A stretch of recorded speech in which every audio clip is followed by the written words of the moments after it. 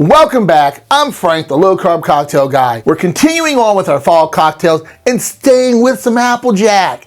And this cocktail is called the Jack Rose. There's several different stories about how it came about. This cocktail was created in the 19th century. Now, as to why it was named that's where stories change. Some say it was named after a gangster, Jack Rose, went by Bald Jack Rose, but the cocktail kind of was sent around before he was, so probably not. What most people kind of lean towards is back in the day in Jersey City, there was a bartender named Frank. Look at that. A bartender named Frank May his nickname was Jack Rose, and he made the cocktail. So enough jibber jabber, let's make the Jack Rose. Since this was like a pre-prohibition cocktail, we're gonna use an antique cocktail glass. We're gonna go ahead and chill that. Put a little bit of ice in there and set that aside while we build our drink.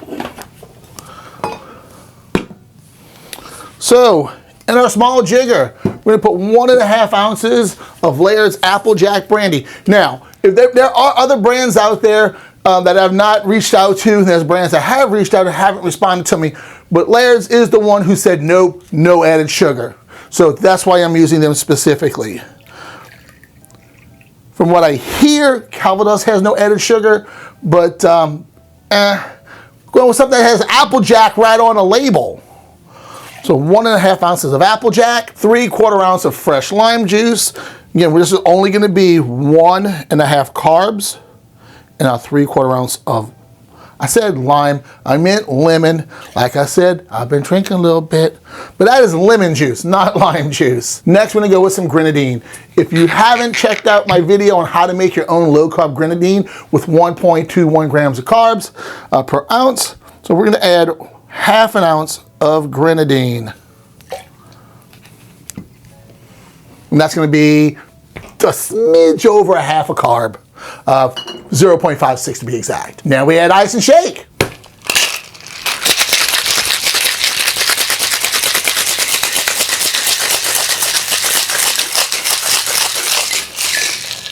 All right, we'll discard that ice.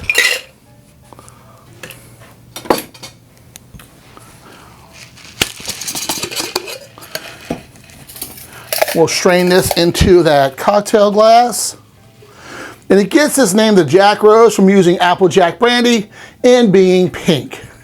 And that's another thing with like gangsters and everything. I don't know if they would want pink drinks, because like there was a thing back then. It's like it was feminine, and I really don't think that the gangster Bald Jack Rose would. I don't think that was it. I don't. For a garnish, we're gonna do an apple fan. Get yourself an apple, and we're gonna cut very thin strips.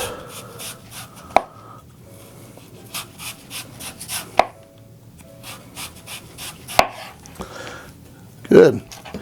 Once you have like 3 or 4 of them, line them all back up to how you cut them, like so, and said. Cut that in half lengthwise, and get yourself a cocktail pick. And you're gonna pierce right through that piece right there. Go on through and then fan it out. So now you have an apple fan. Ta-da! Fancy, isn't it? And now you have the Jack Rose. Let's try this out.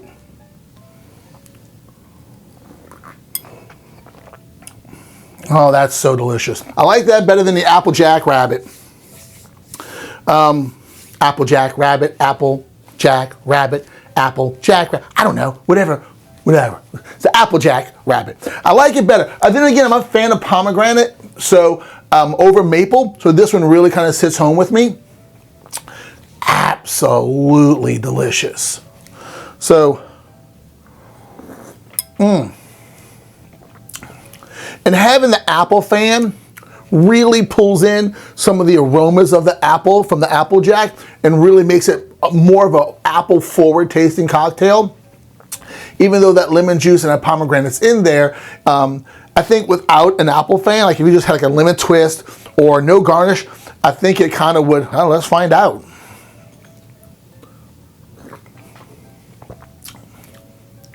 Yeah, exactly. And that's what your garnishes are really designed to do. Your garnish is designed to enhance the flavor and aroma of your cocktails. So by having the apple fan,